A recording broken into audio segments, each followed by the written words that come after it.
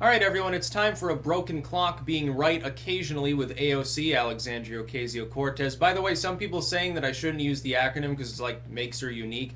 I'm just saying I don't want to have to say or type out Alexandria Ocasio-Cortez constantly. It's not necessary, so she's AOC to me, and I don't really care.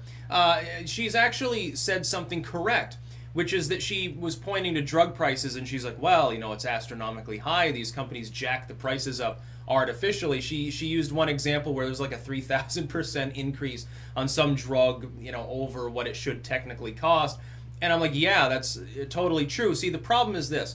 When people on the far left, like socialists like her, see such a thing, they always try to say that that's a problem of capitalism, when in reality it's a problem of the strangulation of all competition by the government. The government has come in and hyper-regulated the pharmaceutical industry while giving them carte blanche on pricing essentially through its patent laws. If you have a patent law system, that means that a company for the foreseeable next few decades is the only one allowed to manufacture a drug simply because it happened to patent it.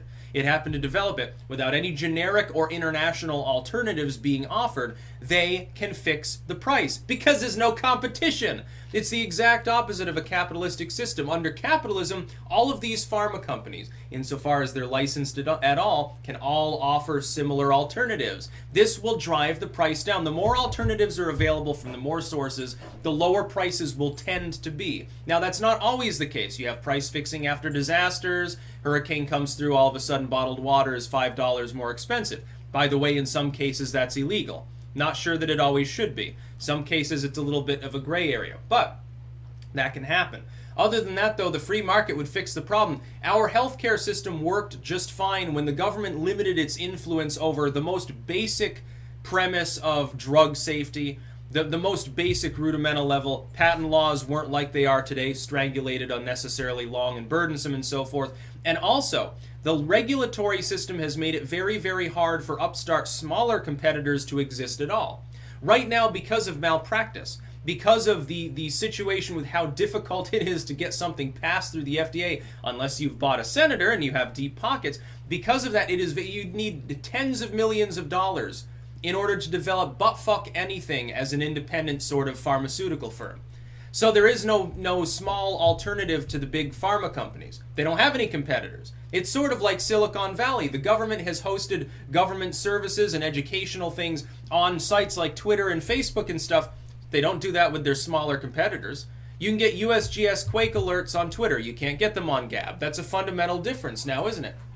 One is a private platform, namely Gab. The other one should be seen as hosting government services and figures and shouldn't be able to censor or ban anybody, basically, unless they're violating U.S. law. At least if they're U.S. citizens. Non-citizens, of course, don't enjoy the same constitutional stringency involved. The same is true with regards to drug companies. There's no you can't have capitalism in a non-competitive system. If the government has formed a trust, here's the problem. The trust busting of yesteryear, like Teddy Roosevelt or the Taft era or something, that was private businessmen got together and they smoked cigars and stuff. 5 or 6 dudes, all of the major rail holders, got together and said, look, we're going to carve the country up. We're not going to compete. We'll be able to raise prices. And we'll be able to, we're not going to have to care about workers' rights or anything like that because they formed a trust. No competitors allowed. If any competitor came along, the carpetbaggers in the government would prevent that competition. The trust busters came along and busted those up, and now, well, with regards to everything other than rail, with steel and coal and oil and things like that, the prices are affordable. The free market fundamentally fixed it after the trusts were gone. The problem is we haven't done that with pharma companies. With the medical infrastructure the way it is, people like AOC are offering you essentially a pig in a poke. What that saying means is that there's a problem. It is a compelling problem. They're offering you a solution and pretending it's the only one, but it's not actually the real solution. Socializing healthcare or price fixing at the government level, what the hell is that going to accomplish? It'll make us less competitive and less innovative. The thing that you want to do is inject capitalism back into what should never have stopped being a capitalistic system. Our healthcare system worked 50 years ago. It fundamentally worked for most people until the war on poverty era began, with, I believe, LBJ, if I remember correctly. 1970s, war on poverty begins to skyrocket. Severest poverty declines. But overall, being in the lower or middle or like working class, being, you know, sort of needing subsidies and stuff, not really being able to pay any taxes because of government, expanded rapidly. The middle class began to shrink normally in the lower direction. That's what happened.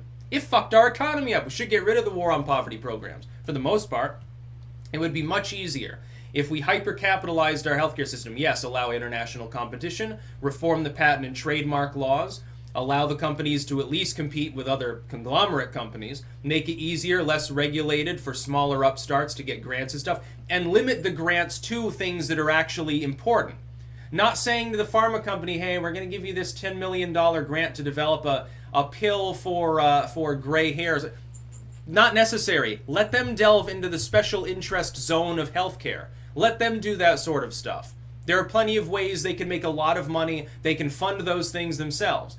I think we should probably prioritize, I don't know, trying to prevent Alzheimer's, curing cancer. Not that they would want to cure it. Yeah, the government should be the one trying to cure diseases. The pharma companies would go out of business if they cured all of them, now wouldn't they? There's the other problem. People, AOC and people like that believe in the fundamental benevolence of healthcare as an industry as though it was something special because you had a Hippocratic oath. The problem is that for every very good doctor or nurse that you also have some scummy business executive who ultimately has less to do with medicine and more to do with corporate boardroom cutthroating, running the show. That's your CEO, calling the shots, and a bunch of lawyers and accountants and stuff that they have to have.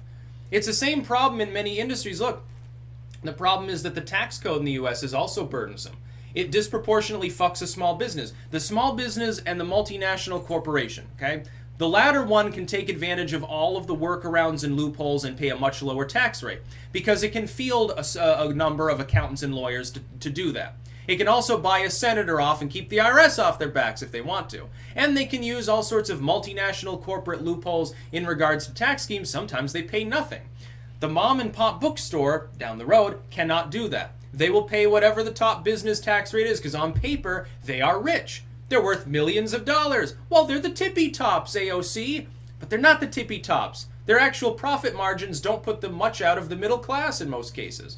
They're not hyper rich. They might be doing well, but it's easy for the government to put them all out of business by changing the marginal business tax rate like people like her want to do, or Bernie Sanders. What you need is to go in the opposite direction of the snake oil that the socialists are trying to sell us. That's what we need to do as a country. We go in the other direction. More liberty, less regulation, far less taxation, constrain government spending. Yeah, of course you want to go after no-bid military contracts. You also want to reform the welfare apparatus. Since we're apparently not going to guard our borders, at the very least, if we want to exist in any fundamental sense in 50 years as a great power in the world, we're going to have to at least cut off the welfare spigot. We're not going to really have any other choice. Hell, even Sanders is trying to say that. He's like, well, you know, he pretends to be a populist on this issue. And fucking Sanders is at least pretending.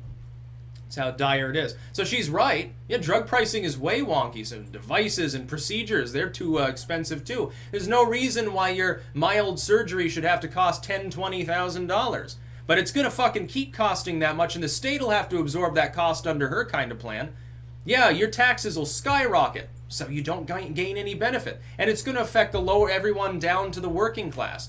Only like the bottom 10 or 20% won't be adversely affected. Everybody else will pay more. And most of them will get no benefit in return for it. That's simply the way that it is. We need reform in the other direction. Yeah, it's not a reform system, it's a deform system that she has in mind. That's about all. Peace out.